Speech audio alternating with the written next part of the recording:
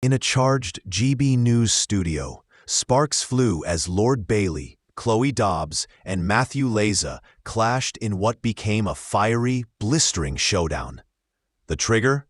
Explosive claims from Yvette Cooper's lawyers that asylum seekers' rights outweigh those of British citizens.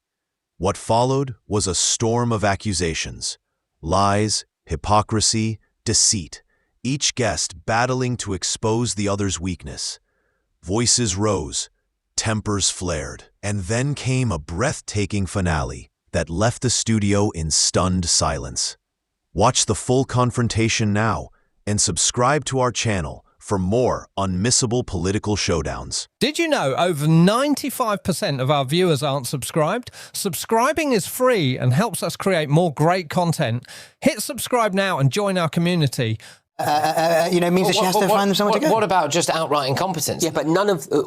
even if you take all of what Matthew said as correct, none of that justifies the idea that it's their welfare above British citizens' welfare. None of that justifies that at all. It's not per se the welfare of migrants above British citizens. It is in this particular instance of remember, this case is about the planning use. The actual legal case is about the planning permission for the Bell Hotel. Like the splitters here, there should be no circumstance. That's the point. No circumstance where you even have to question yourself if the welfare... She's elected to look after the people of Britain. And at the moment, of course, nobody's been found guilty around the Epping thing, and that will obviously come into the consideration. The one thing I will say about closing down a migrant hotel because of this allegation, it is an allegation, and we are, in this country, innocent until proven guilty. Yes. And the point I want to make is that we mustn't let these situations change who we are.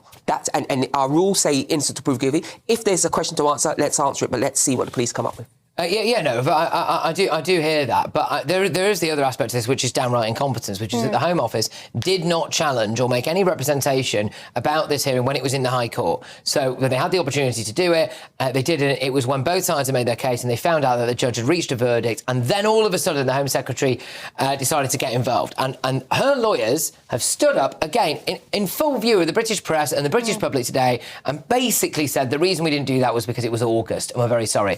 All right, so what? She's gone interrailing with Ed Balls, and she's invisible during the most important case of modern times when it comes to illegal immigration. You have to go over that alone, surely. Yeah, I mean, the incompetence is just off the scale, not just on this, but since she got into power. She campaigned on a promise to smash the gangs and set up this new border force control command, or whatever she called it, or border fast, as you should probably call it. And then they came in July, and the entire summer, when it's July, August, lovely sunny weather, the boats just came in, and they didn't even have somebody in charge of the new border force command until the autumn, after the big hurry of people coming across in the summer. There's no urgency whatsoever. And let's not forget, this is the woman who held up a refugees welcome sign. I do not think she has genuine conviction about this issue.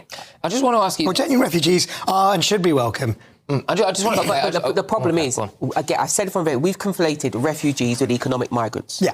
We've conflated people who need help to people who will play our system. And until she grows a pair and says, actually, I will separate out these two groups of people and deal with them accordingly, she will always fail. And the idea that she'll smash the gangs, I said it before, unless you have a relationship across the sea, you're never getting it done. If this was a Conservative Home Secretary... Oh, good grief, yes. And they'd said that they were going to smash the gangs, and the boat crossings were like 40 or 50% up, whatever they are, and we had more people now in migrant hotels than before, and they'd not bothered to turn up to court to make a representation in the first instance, claimed initially they didn't know the trial was happening, then claimed they didn't really do it because they were on holiday, and then they claimed publicly that the needs of the foreign illegal migrants outweighed the needs of the local British people. You'd be calling for them to resign, for sure, wouldn't you? Well, look, I think there clearly is a problem in the Home Office. The Home Office lawyers completely, I'm trying to think of a polite word to say it up. So, look, and the Home Office is not been fit for purpose, frankly, for 20 years. We said that last time we were in government. I would do more radical change on the Home Office.